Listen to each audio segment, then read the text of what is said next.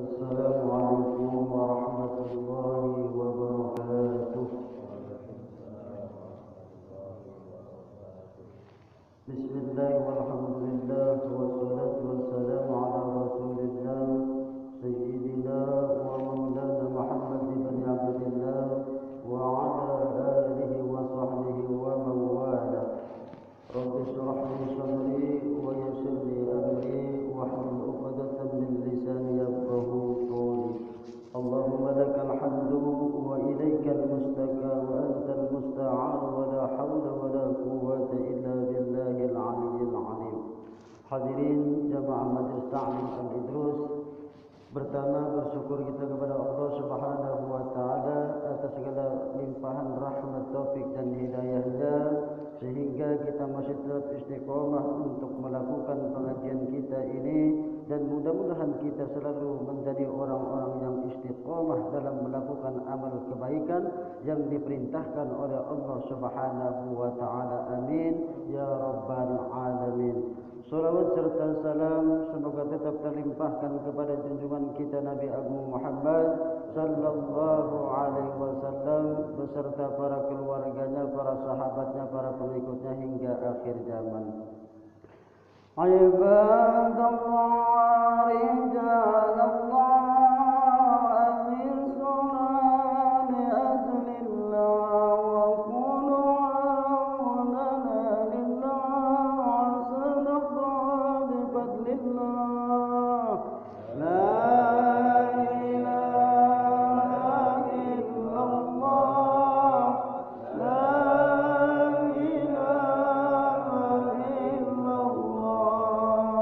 La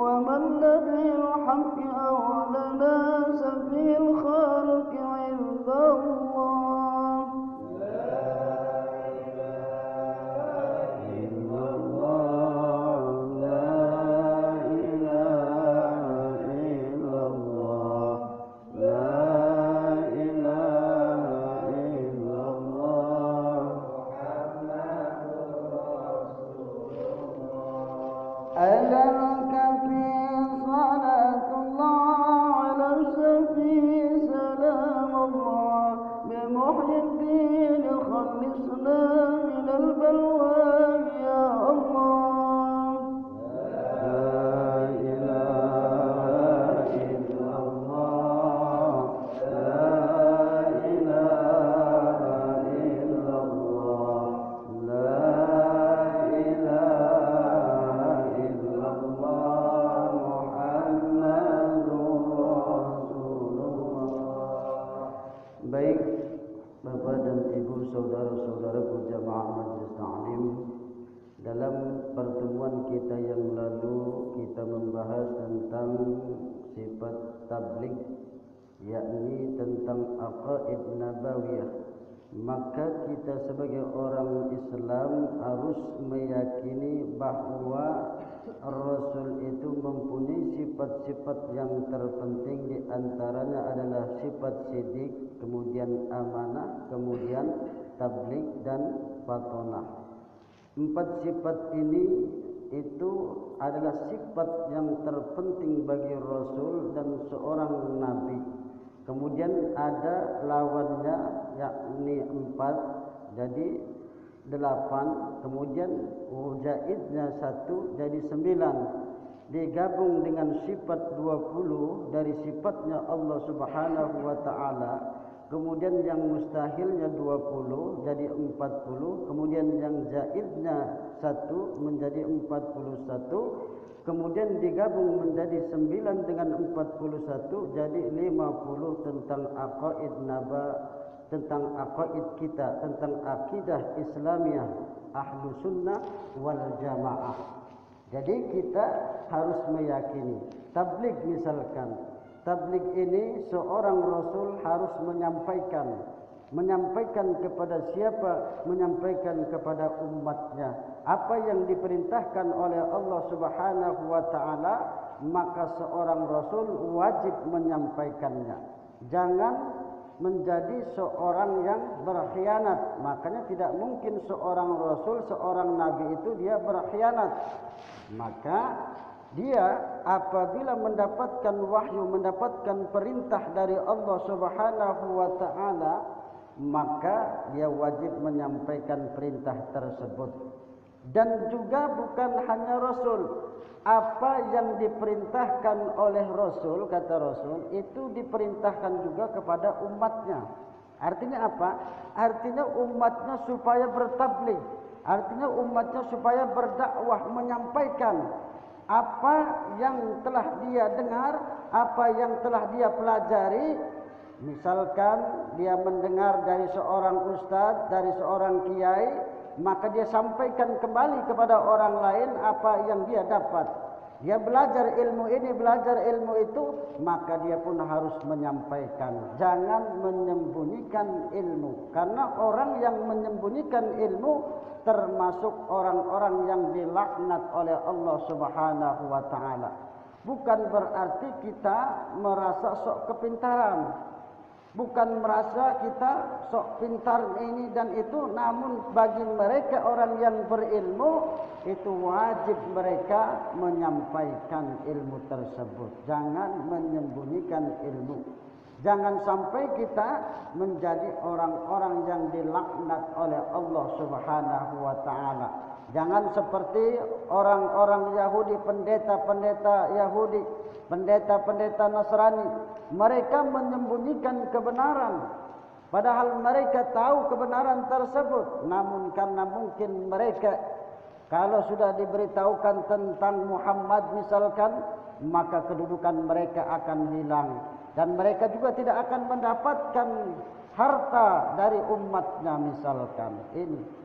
Jadi mereka menyembunyikan kebenaran. Jangan seperti mereka. Itulah kita sebagai umat Islam harus juga menyampaikan apa yang diperintahkan kepada Rasulnya, itu juga diperintahkan kepada umatnya. Ya, ini. Dan juga seorang Rasul dia bersifat patona. Patona itu cerdik, pandai.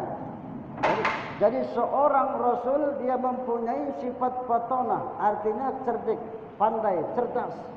Seorang Rasul, ya, tidak mungkin.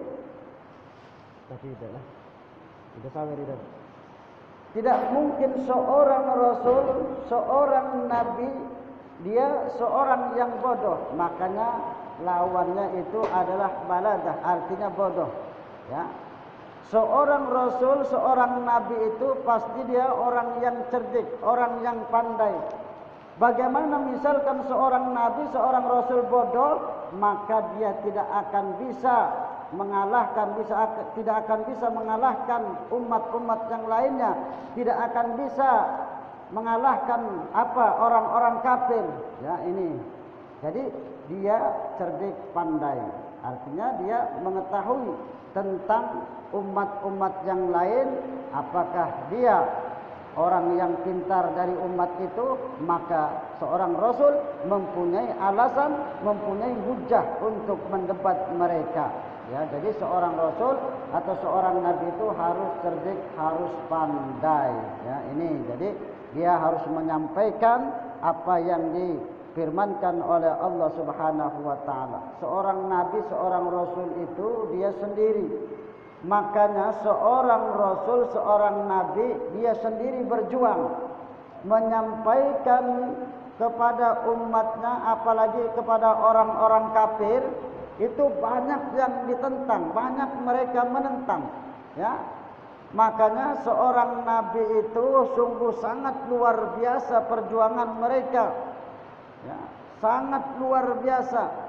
Seorang nabi, seorang diri mereka menyampaikan, mereka berjuang.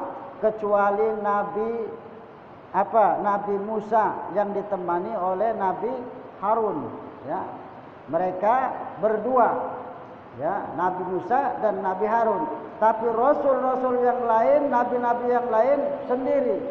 Ya, sendiri mereka. Kemudian ada yang mendapatkan hidayah dari Allah Subhanahu wa taala, ada teman, ada sahabat-sahabat dari rasul. Mereka berjuang bersama-sama dengan rasul. Tetapi seorang nabi, seorang rasul, dia seorang diri. Mereka berjuang untuk menentang orang-orang kafir. Ini saja, mungkin waktu kita sudah cukup untuk kajian ilmu tauhid.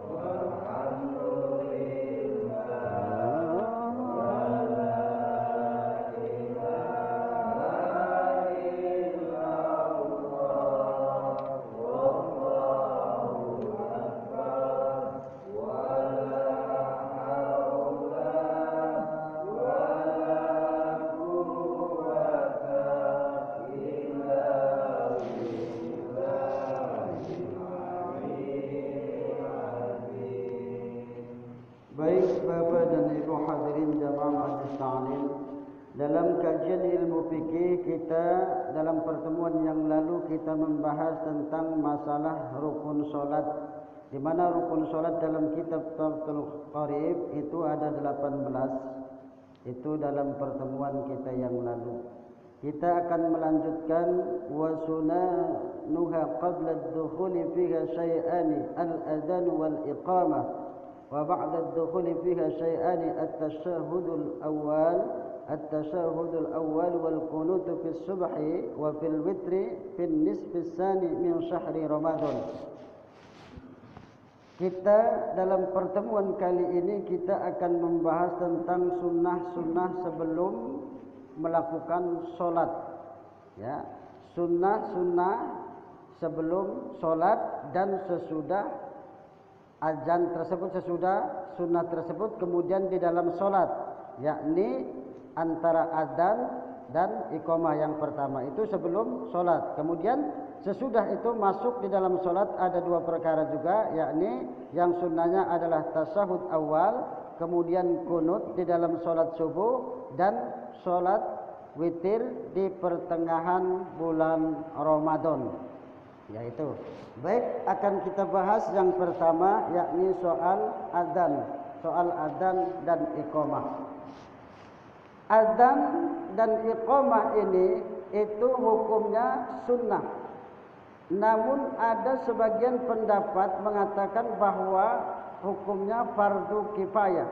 Namun kita mengikuti mazhab Imam Syafi'i, berarti hukumnya sunnah, ya. Adzan dan iqamah itu sunnah hukumnya, ya. Dimanapun kita berada itu sangat dianjurkan untuk adzan dan iqamah apabila kita hendak melakukan sholat.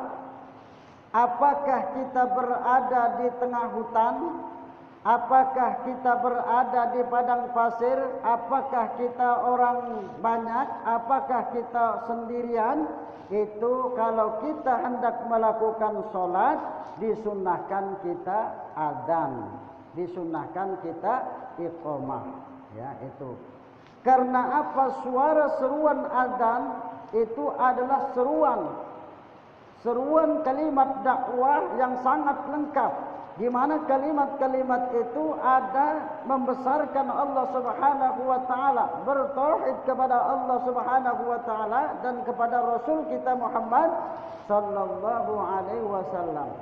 Di mana di situ juga untuk mengajak salat kalimat-kalimat tersebut agar orang-orang melakukan salat, dan di situ juga kalimat itu agar kita bahagia di dunia dan di akhirat. Hayya 'alal falah. Marilah kita menuju kebahagiaan. Jadi selengkap di kalimat itu adalah kalimat yang sangat lengkap. Maka kita dianjurkan dimanapun kita berada, kalau sudah masuk waktu sholat, adzan dan iqamah, ya. Karena apa?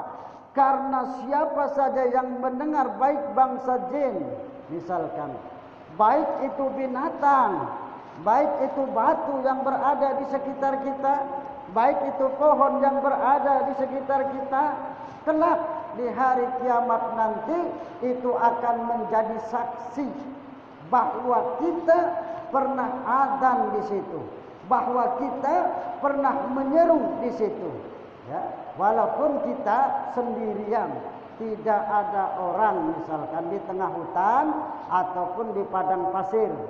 Jadi kalau sudah masuk waktu sholat disunnahkan adzan dan iqamah.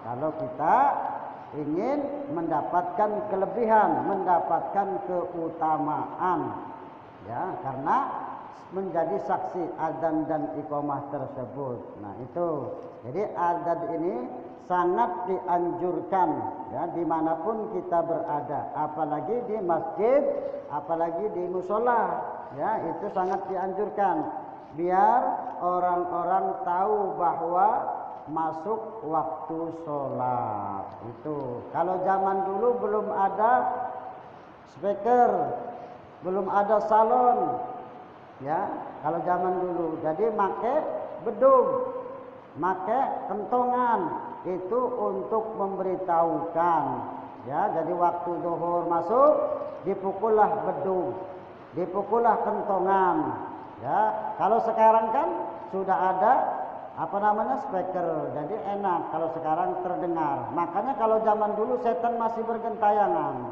Ya, setan-setan masih bergentayangan, masih banyak orang-orang yang melihat setan-setan, melihat genderuwo, melihat kuntilanak dan lain sebagainya. Karena apa?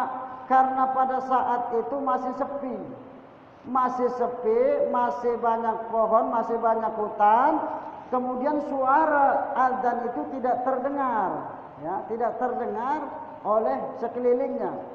Makanya setan mereka masih berwujud, artinya sering menampakkan diri karena suara adzan tidak terdengar. Kenapa? Karena suara adzan apabila terdengar itu setan lari. Setan itu mendengar adzan itu lari terbirit-birit, lari terkentut-kentut kata Nabi. Kalau setan mendengar suara adzan, ya, makanya sekarang ini sudah banyak speaker di mana-mana. Nah, setelah berhenti baru setan datang lagi menggoda manusia tadi yang hendak melakukan sholat, digoda oleh setan tadi. Tapi kalau mendengar azan tadi setan lari terbirit-birit, terkentut-kentut setan. Dia mendengar azan tersebut. Setelah itu dia datang lagi. Makanya di dalam sholat itu ada setan, ya, untuk menggoda orang yang sedang melakukan sholat. Digoda, ya itu makanya. Maka azan ini sungguh kalimat yang sangat luar biasa. Orang kesurupan, ya, kalau kita jangan pusing-pusing kalau kita menemukan ada orang yang kesurupan, dibacakan ini, dibacakan itu masih tidak mempan, azankan saja. Ya, azankan dalam di kupingnya tersebut, pasti dia setan yang berada dalam tubuh manusia itu akan pergi. Ya, ini melalui penelitian, ya. Jadi karena kalimat azan itu, setan mendengar kalimat azan itu setan akan lari. Jadi kalau kita misalkan mungkin kita sedang bepergian atau di kampung ada orang yang kemasukan setan, kesurupan, kata orang kita, azankan saja, ya, azankan saja, sudah. Itu berarti kalau dia tidak sadar berarti bukan setan, bapaknya setan berarti, ya. Nah iya itu. Azankan saja, karena saya sering melakukan kalau untuk mengobati orang-orang kesurupan, azan itulah, ya. Pernah di PGRI mahasiswa kesurupan, ya, azan itulah, kita azan itulah, dia langsung lemes, ya. Ya itu.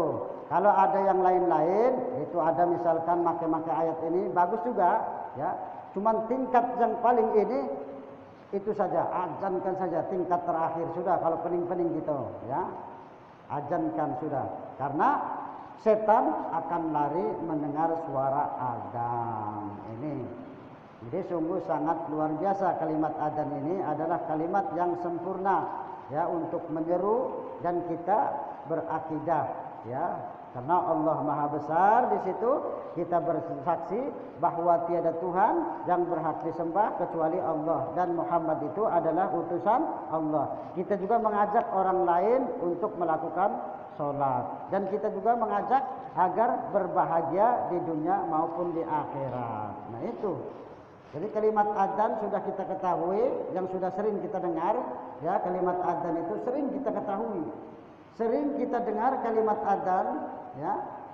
Cuman kalau dalam azan subuh itu ditambah, ya, misalkan hayya 'alal falah ditambah as-shalatu khairum minan naum. Itu ditambah, ya, itu tentang azan. Kemudian iqamah. Iqamah ini berarti salat akan didirikan, ya. Kita azan dan iqamah berarti kalau azan kita menunggu, ya, menunggu akan datangnya imam misalkan. Karena Bilal apabila dia azan, kalau Rasul belum keluar dia tidak qomat. Tapi kalau sudah Rasul kelihatan keluar, dia baru iqamah. Nah itu. Dan kita juga boleh mempergunakan waktu sebaik-baiknya antara azan dan iqamah. Karena apa? Karena antara adzan dan iqamah itu kata Nabi la yuraddu baina al-adzan wal iqamah. Tidak ditolak ad-du'a'u la yuraddu. Doa tidak akan ditolak oleh Allah di antara adzan dan iqamah. Jadi setelah adzan ya kita menunggu iqamah, salat sunnah, perbanyaklah kita berdoa. Banyaklah kita berdoa sebelum wong qoma. Nah, karena la yuraddu, tidak ditolak doa kita antara adzan dan iqamah tersebut. Itu banyak-banyak berdoa.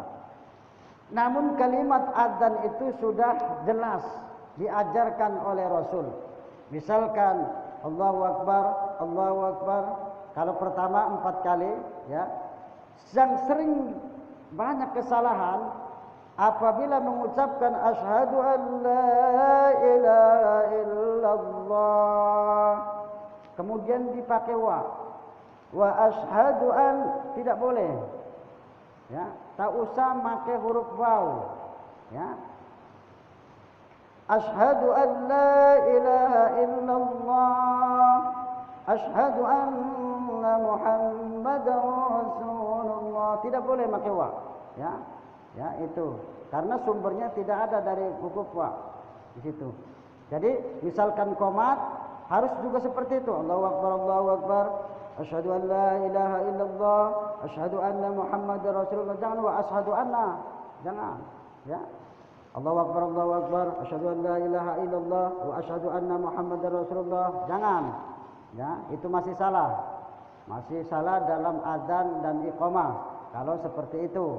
Ya, kalau di luar itu terserah. Misalkan mengislamkan seseorang, misalkan asyhadu an la ilaha illallah wa asyhadu anna muhammadar rasulullah. Boleh, tidak jadi masalah. Ya, tapi kalau dalam adzan dan iqamah jangan dibawa-bawa huruf waw tersebut. Ya, jangan dibawa-bawa. Jadi itu saja kalimatnya, asyhadu an la ilaha illallah, asyhadu anna muhammadar rasulullah, hayya 'alas shalah, hayya 'alal falah, qad qamatis shalah, qad qamatis shalah, Allahu akbar, la ilaha illallah. Itu yang benar, ya, itu. Jadi kita harus sesuai dengan apa yang diajarkan oleh Rasulullah sallallahu alaihi wasallam. Jadi supaya ibadah kita tidak percuma, supaya ibadah kita diterima di sisi Allah Subhanahu wa taala. Nah, ini masalah adzan kan bermasalah masih, ya. Padahal tidak, ini sedikit cuman kesalahan. Kesalahannya cuma sedikit, huruf waw dibawa-bawa. Ini bermasalah kalau mereka yang mengerti, ya. Untung kita tidak ditegur langsung. Ya, sering terjadi kita di masjid misalkan atau di musola-musola umum ada yang qomat asyhadu an la ilaha illallah wa asyhadu anna, ditegur langsung.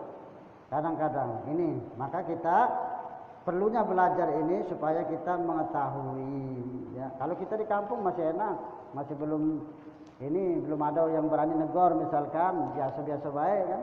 Kalau kita di kampung, tapi kalau di tempat-tempat yang lain yang rentan dengan orang-orang yang sangat fanatik misalkan, pasti terjadi perseteruan di antara mereka. Tidak boleh seperti itu katanya. Ya, kalau kita yang di sini-sini biasa-biasa saja. Karena apa? Karena itu juga hukumnya sunnah. Tapi kita harus benar-benar memang harus sesuai dengan apa yang diajarkan oleh Rasul. Jangan sampai kita mengikuti tanpa dasar, maksudnya kan. Kalau kita berdebat, kalau tanpa dasar pasti kalah. Ya, misalkan ini mah. Tapi untuk apa perdebatan? Kita mencari kebenaran. Ya, kita belajar untuk mendapatkan kebenaran, mendapatkan ilmu, bukan untuk hal-hal mendebat seseorang, bukan. Tapi kita agar mendapatkan kebenaran, mendapatkan hidayah dari Allah Subhanahu wa taala. Itu adzan dan iqamah. Jadi sangat penting kita harus mengetahui. Permasalahannya cuma sedikit, tapi dampaknya berakibat terus-menerus kita. Seperti itulah nanti ngajari anak murid juga seperti itu, tidak boleh seperti itu. Nah, itu di dalam adzan dan iqamah. Kemudian di dalam sholat itu yang sunnah, yang sudah masuk sholat itu tasahud awal dan kunut. kunut di dalam sholat subuh atau kunut di dalam sholat witir di pertengahan bulan Ramadan. Karena kita bermadzhab Imam Syafi'i, kalau bulan Ramadan berarti apabila sudah pertengahan di malam yang ke-16, maka kita disunahkan sholat witirnya membaca kunut, doa kunut. Nah itu memang di dalam sholat subuh saja memang ada pertentangan, perbedaan pendapat para ulama-ulama kita. Ada yang mengatakan bahwa kunut itu tidak sunnah, makanya mereka tidak memakai kunut. Ada juga yang mengatakan bahwa kunut dalam sholat subuh itu adalah sunnah. Itu mazhab kita, ya. Mereka beralasan bahwa Nabi itu dia tidak pernah sampai seumur hidupnya tidak pernah melakukan doa kunut. Tetapi ada lagi hadis lagi riwayat Imam Ahmad bahwa Nabi itu dalam sholat subuh dia melakukan doa kunut. Jadi semuanya benar sebetulnya dalilnya, ya. Sebenarnya semuanya ada dalil, ada hadisnya. Cuman karena perbedaannya, pentarjihan, kata orang-orang Muhammadiyah itu pentarjihan, kata mereka, memperkuat hadis mana yang kuat mana yang itu, ya. Bagi kita tidak penting seperti itu. Yang penting kita melakukan ada dasar, ya. Yang penting sama-sama sunnah, ada yang bertanggung jawab. Misalkan kunut di dalam sholat witir pertengahan bulan Ramadan, siapa yang melaksanakannya? Imam. Pada saat itu Ubay bin Ka'ab. Ubay bin Ka'ab pada saat itu mengimami sholat tarawih. Kemudian dia memakai doa kunut, ya.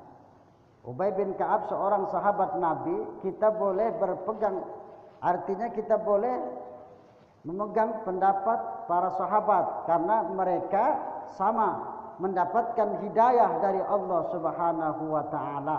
Ya, mereka adalah manusia-manusia yang telah diberi petunjuk oleh Allah Subhanahu wa taala dan Rasul pun ridho kepada mereka, senang kepada mereka. Jadi mengikuti salah satu sahabat dari Rasul itu pun kita sama, ya, artinya kita mendapatkan keriduan dari Rasulullah sallallahu alaihi wasallam. Kemudian akhirnya apa? Yang penting jangan terjadi perpecahan. Ya, yang terpenting jangan terjadi perpecahan. Tapi kita perlu belajar. Perlu belajar kenapa? Supaya tahu dasar-dasarnya, kenapa dia tidak berkunut. Kenapa kita berkunut? Nah, itu. Kenapa di dalam bulan Ramadan kita harus berkunut? Ya, di pertengahan bulan Ramadan. Nah, itu kita harus mengetahui. Jadi apabila ada orang yang bertanya atau hal-hal yang menjelek-jelekan kita, kita bisa jawab seperti itu, kan? Bukan ikut-ikutan, ya. Jadi ada dasar.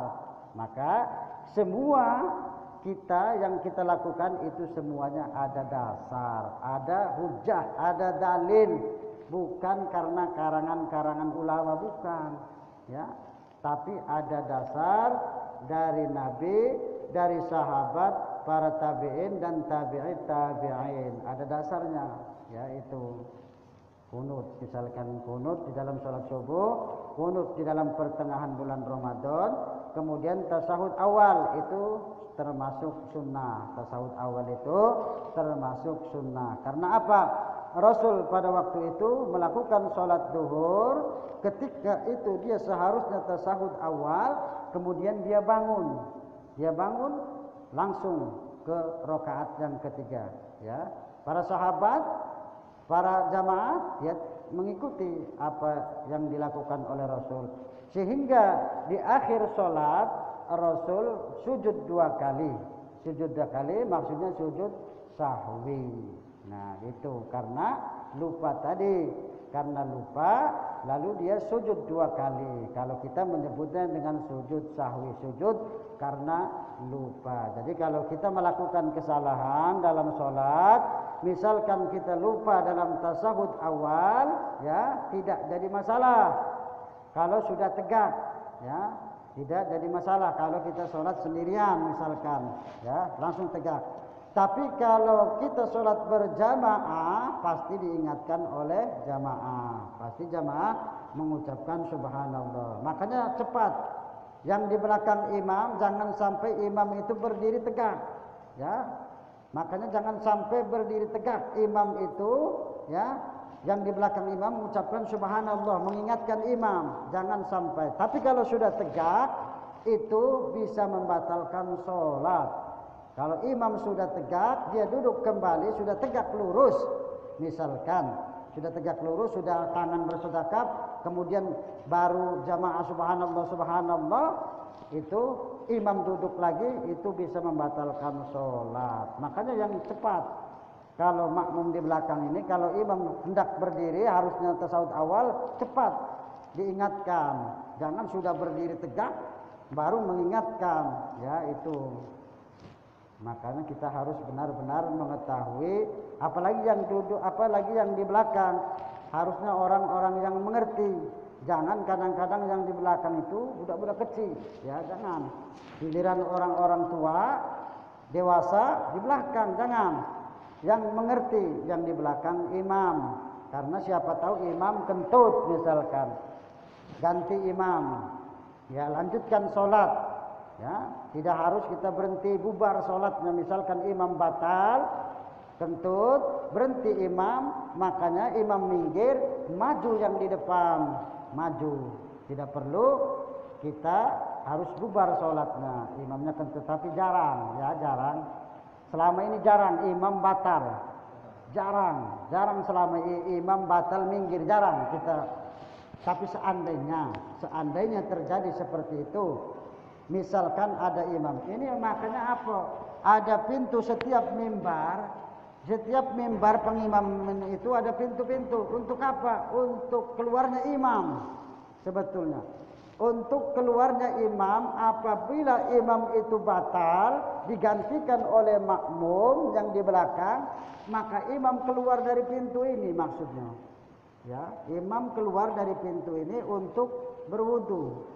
Ya di belakang. Nah sholat teruskan. Misalkan sholatnya seperti ini lagi, baca Alhamdulillahirabbil alamin arrahmanir rahim maliki yaumiddin. Imam kentut misalkan, keluar imam, langsung narik imam maju sini. Yang tadi, yang di belakang langsung lanjutkan ayat tadi. Iyyaka na'budu wa iyyaka nasta'in ihdinas siratal mustaqim. Diteruskan. Ya, yang di sini maju apa minggir tidak apa-apa, jadi masalah. Apa yang di belakang maju, apa yang di sini harus cepat merapat, ya, jangan sampai ada longgar, jangan sampai ada ruang kosong, ya itu. Jadi harus benar-benar kita mengerti, ya, tidak membatalkan sholat, tidak, ya.